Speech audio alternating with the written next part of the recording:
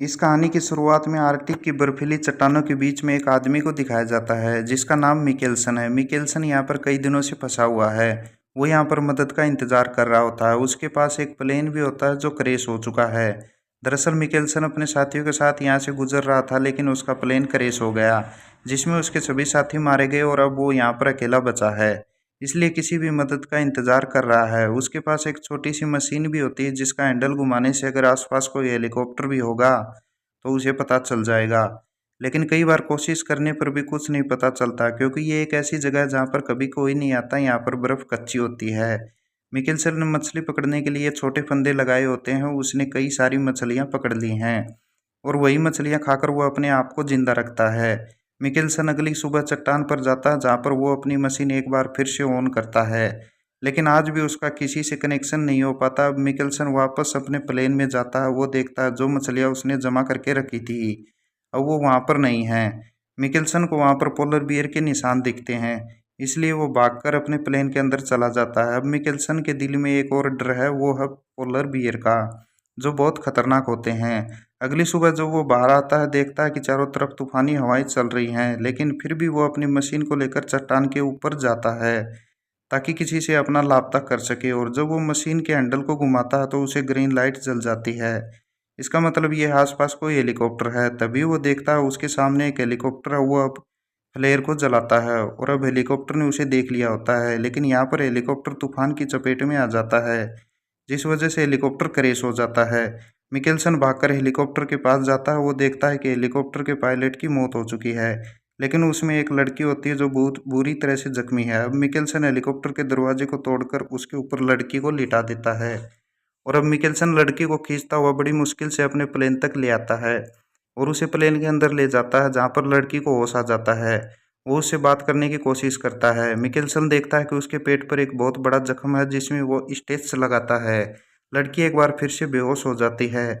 इसके बाद मिकेल्सन एक नोट निकलता है, मैं जल्दी तुम्हारे पास आऊँगा। उसके बाद वो हेलीकॉप्टर के पास जाता है। उसमें उसे आर्टिका का एक मैप मिलता है, मतलब वो इस मैप के सहारे यहाँ से निकल सकता है। पिछले कई दिनों से वो सिर्फ कच्ची मछलियाँ खा रहा था, लेकिन अब उसके पास स्टोव है, इसलिए वो खाना पकाकर खा सकता है। मिकेल्सन सारा सामान लेकर अपने प्लेन में आ जाता है। तभी उसे बाहर से आवाज़ आती है और जब वो बाहर जाता है जहाँ पर उसने मछलियों के लिए ट्रैप लगाया था, तो वो देखता है उस फंदे में एक बहुत बड़ी मछली फंस गई है, जिसे लेकर वो प्लेन के अंदर आ जाता है और स्टोव जलाकर नूडल्स और मछली बनाता है। न सिर्फ वो पिछले 6 महीनों से यहाँ फंसा हुआ हो और आज 6 महीनों के बाद आज पहली बार पका हुआ खाना खाया है। वो उस लड़की को भी खाना खिलाता हो और उसके बाद उस मैप को चेक करता है जो हेलीकॉप्टर से मिला था। मैप को चेक करने के बाद उसे पता चलता है कि यहाँ से कई किलोमीटर दूर एक ऐसा पॉइंट है जहाँ लोग हेलीकॉप्टर से आते हैं, जहाँ पर उन्हें रेस्क्यू किया जा सकता है। इसलिए मिकेल्सन डिसाइड करता है कि वो उस लड़की को लेकर उस पॉइंट तक जाएगा। हालांकि ये काम बहुत मुश्किल है, पर मिकेल्सन डिसाइड कर लेता है कि वो उस लड़की की जान जरूर बचाएगा। इसलिए वो बहुत सारी मछलियाँ पकड़ता है, साथ ही कुछ पानी भी ले लेता है। इसके बाद वो लड़की को अपने स्लीपिंग बैग में पैक करके एक स्लीप नुमा चीज़ पर लिटा देता है और उसे खींचता हुआ लगातार आगे बढ़ता है। मिकेल्सन यहाँ पर खुद भी कमज़ोर होता है, इसलिए उसकी चाल बहुत धीमी होती है। वो किसी भी कीमत पर उस लड़की की जान बचाना चाहता है, क्योंकि उसी की वजह से कहीं ना कहीं उसके हस्बैंड की मौत हुई थी। कई घंटों बाद जब वो अपना मैप चेक करता है तो उसे पता चलता है कि अभी भी दूरी 45 किलोमीटर है। उसके पार करने में तकरीबन उसे 7 दिन लग जाएंगे, क्योंकि बर्फ़ में स्पीड बहुत कम होती है। अब पूरा दिन चलने के बाद रात हो जाती है, इसलिए वो बर्फ़ के अंदर गड्ढा करके छोटा सा कैंप बनाता है ताकि वो ठंड से बच सके। वो लड़की को अंदर ले जाता है जहाँ पर वो खाना भी बनाता है। मिकेल्सन पूरी रात वहीं पर उस लड़की के साथ गुजारता है। अगली सुबह वो अपना सफ़र फिर से शुरू करता है। मिकेल्सन अब बहुत ज़्यादा थक चुका है, लेकिन किसी भी कीमत पर वो उस लड़की को बचाना चाहता है, इसलिए वो लगातार धीरे धीरे आगे बढ़ता चलाता है। अब उसके सामने बहुत बड़ी चट्टान आती है। इस चट्टान पर वो अकेला तो चढ़ सकता है, लेकिन वो लड़की को खींचकर ऊपर नहीं ले जा सकता। वो अपनी जेब से मैप निकालता है, देखता है, जिसमें उसे पता चलता है कि चट्टान को पार करने का दूसरा रास्ता है, लेकिन वो दूसरे रास्ते से गया तो उसे 4 या 5 दिन और ज़्यादा लगेंगे, इसलिए उसे चट्टान के ऊपर लड़की को खींचते हुए जाना ही होगा। उसने सबसे पहले वो चट्टान के ऊपर कूद जाता है और वहां से रस्सी से लड़की को खींचना शुरू कर देता है और तभी अचानक उसके हाथ से रस्सी छूट जाती है। लड़की फिसलते हुए वापस उसी जगह पर पहुंच जाती है। मिकेल्सन समझ जाता है कि यहाँ से लड़की को ऊपर खींचना नामुमकिन है। उसे समझ आता है कि अगर उसे लड़की को बचाना है तो उसे दूसरे लंबे रास्ते से ही जाना होगा, और अब वो धीरे धीरे उस लंबे रास्ते से आगे बढ़ना शुरू कर देता है। मिकेल्सन पूरा दिन लड़की को खींचता हुआ चलता रहता है और अब रात हो जाती है। तभी उसे बर्फ के अंदर एक छोटी सुरंग दिख जाती है। वो लड़की को लेकर अंदर चला जाता है जहाँ पर वो खाना बनाता है, लेकिन उसका गैस भी खत्म हो चुका है, मतलब अब इसके बाद वो पकाकर खाना नहीं खा पाएगा। अब जब मिकेल्सन गुफा के अंदर होता है तभी उसे किसी के गुजरने की आवाज़ आती है। मिकेल्सन समझ जाता है कि बाहर पोलर बियर है और तभी पोलर बियर बाहर से अंदर आने की कोशिश करता है, लेकिन मिकेल्सन किसी तरह से उसका जो फ्लेयर होता है वो उसे जलाकर बाहर फेंकता है, जिससे पोलर बियर डर कर वहाँ से भाग जाता है।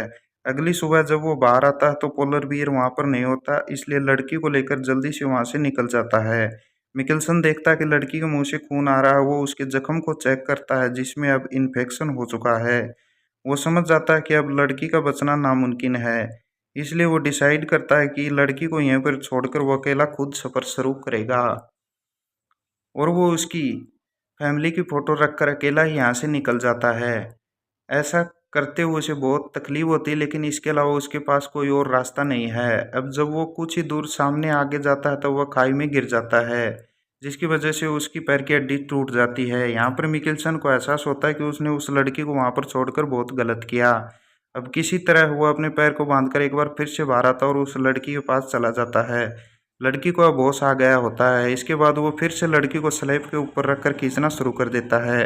इसके पैर की हड्डी टूट चुकी होती है, इसलिए वो धीरे धीरे लकड़ी के सहारे आगे बढ़ता है। वो लड़की को खींचकर ऊपर नहीं ले जा पाता, इसलिए वो सबसे पहले अकेला जाता है।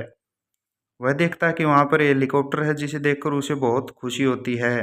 वह वापस नीचे आता है और लड़की को धीरे धीरे खींचता हुआ वापस ऊपर जाता है, और अब उसके सामने कुछ लोग और हेलीकॉप्टर होते हैं, वो उसे बहुत दूर होते हैं। तभी मिकेल्सन फ्लेयर जलाता है, लेकिन वो उसकी फ्लेयर को नहीं देख पाते। फिर मिकेल्सन अपनी जैकेट उतार कर उस पर आग लगा देता है, लेकिन इसका भी कोई फायदा नहीं होता। मिकेल्सन लड़की को बैग से बाहर निकालता है। ये दोनों के दोनों आवाज़ लगाते हैं, लेकिन तब तक वो लोग हेलीकॉप्टर से उड़ जाते हैं। मिकेल्सन और लड़की पूरी तरह से टूट जाते हैं। मिकेल्सन लड़की का हाथ पकड़कर वहीं बर्फ पर लेट जाता है। इसके बाद मिकेल्सन के साथ साथ लड़की भी आंखें बंद हो जाती हैं। तभी अचानक हम देखते हैं कि मिकेल्सन के बाल उड़ना शुरू हो जाते हैं। दरअसल उनके पीछे हेलीकॉप्टर आ चुका है। उन लोगों ने इन दोनों को देख लिया है। वो इन दोनों को रेस्क्यू करने के लिए यहाँ पर पहुँच चुके थे। इसका मतलब ये है कि अब इन दोनों की जान बच जाएगी।